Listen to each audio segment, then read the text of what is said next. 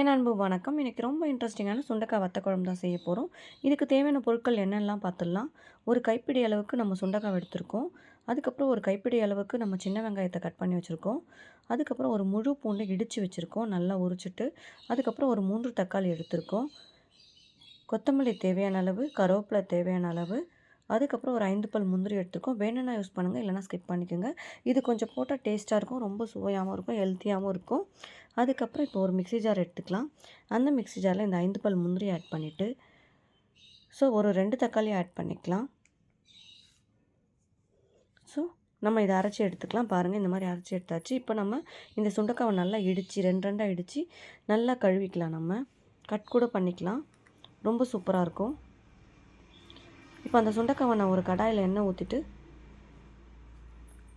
அந்த இடித்து வச்சுருக்க சுண்டைக்காவை இந்த எண்ணெயில் நம்ம பொரித்து எடுத்துக்கலாம். அதோடு சேர்த்து 2-3 காஞ்ச மிளகா, கருவேப்பிலையும் போட போகிறேன் நான். பாருங்கள், இந்த மாதிரி 2 கட் பண்ணிக்கோங்க, இல்லைனா ஒரு அம்மியோ இல்லை மத்தோ வச்சு நம்ம இடிச்சிக்கலாம். ரொம்ப சூப்பராக இருக்கும். நல்லா இடிச்சிட்டு இந்த மாதிரி எண்ணெயில் வறுத்து எடுத்து வச்சுக்கணும் நம்ம. சுண்டைக்காய் வந்து நிறைய பெனிஃபிட்ஸ் இருக்குது. நம்மளுடைய ஹீமோக்ளோபினுக்கு ரொம்ப நல்லது சுண்டைக்காய். இந்த காஞ்ச மிளகாய் ஆட் பண்ணிவிட்டு, கருவேப்பிலையும் ஆட் பண்ணிவிட்டு, கொஞ்சமாக உப்பும் பெருங்காயத்தூளும் ஆட் பண்ணிக்கலாம். பெருங்காயத்தூள் ரொம்ப நல்லது உடம்புக்கு. எல்லாத்தையுமே நம்ம நல்லா வதக்கி கொடுத்துடலாம். வதக்கிட்டு தனியாக எடுத்துக்கலாம் ஒரு பவுலில். நான் இதை தனியாக அப்படியே வேறு ஒரு பவுலில் ட்ரான்ஸ்ஃபர் பண்ணி தனியாக வச்சுக்கிறேன் நான். அதே கடாயில் கொஞ்சமாக எண்ணெய் ஊற்றிக்கலாம். இந்த எண்ணெயும் நல்லா காயட்டும். காஞ்சதுக்கப்புறமா கடுகு, உளுத்தம்பருப்பு போட்டுட்டு சீரகம் போட்டுக்கலாம். அதுக்கப்புறம் வெந்தயம் போட்டுக்கலாம். எல்லாம் நல்லா பொரிஞ்சு வரட்டும். இந்த சுண்டைக்காய் வந்து செரிமானத்துக்கு ரொம்பவும் நல்லது. நம்ம கட் பண்ணி வச்சுருக்க சின்ன வெங்காயத்தை ஆட் பண்ணிக்கலாம். நீங்கள் முழுமையாக கூட போடலாம். நான் 2 கட் பண்ணி போட்டிருக்கேன். இதை நல்லா நம்ம வதக்கி கொடுத்தாலும், இதோடு சேர்த்து பூண்டையும் ஆட் பண்ணிக்கலாம். பூண்டை நீங்கள் கட் பண்ணிக்கலாம், நான் இடித்து தான் வச்சுருக்கேன். பூண்டோடு சேர்த்து கொஞ்சம் கருவேப்பிலையும் ஆட் பண்ணி நல்லா ஃப்ரை பண்ணிக்கலாம்.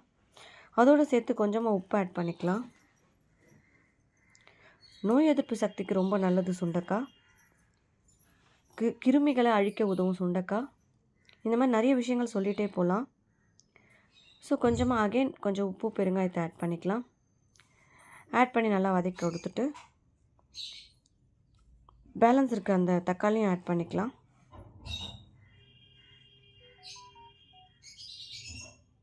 நல்லா வதக்கி கொடுத்துடலாம். நான் கொஞ்சமாக தான் தக்காளி ஆட் பண்ணியிருக்கேன், ஏற்கனவே கொஞ்சம் அரைச்சி வச்சுருக்கனால. இப்போ அரைச்சி வச்ச விழுதை ஆட் பண்ணிக்கலாம். தக்காளியும் முந்திரியும் போட்டு அரைச்சி வச்சுருக்கோம், அதை எடுத்துக்கலாம். இந்த சுண்டைக்காய் வந்து அதிகமான மருத்துவ குணம் இருக்குது.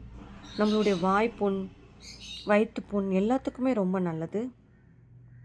சுகர் இருக்கவங்க கூட சாப்பிட்லாம், சுகரை கண்ட்ரோல் பண்ணும். சுண்டைக்காவை குழம்பு வச்சு சாப்பிட்லாம், தனியாகவும் சாப்பிட்லாம். இப்போ நம்ம மிளகாய்த்தூள் ஆட் பண்ணிக்கலாம். நம்ம காரத்துக்கு ஏற்ற மாதிரி மிளகாய்த்தூள் ஆட் பண்ணியிருக்கோம். ஆட் பண்ணி நல்லா பச்சை வாடை போகிற அளவுக்கு வதக்கி கொடுத்துருங்க.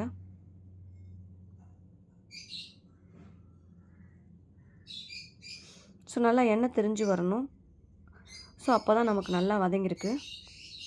இப்போ நம்ம ஒரு லெமன் சைஸில் நம்ம புளி எடுத்து வச்சுருக்கலாம். அந்த புளியை ஊற்றிக்கலாம் கரைச்சி.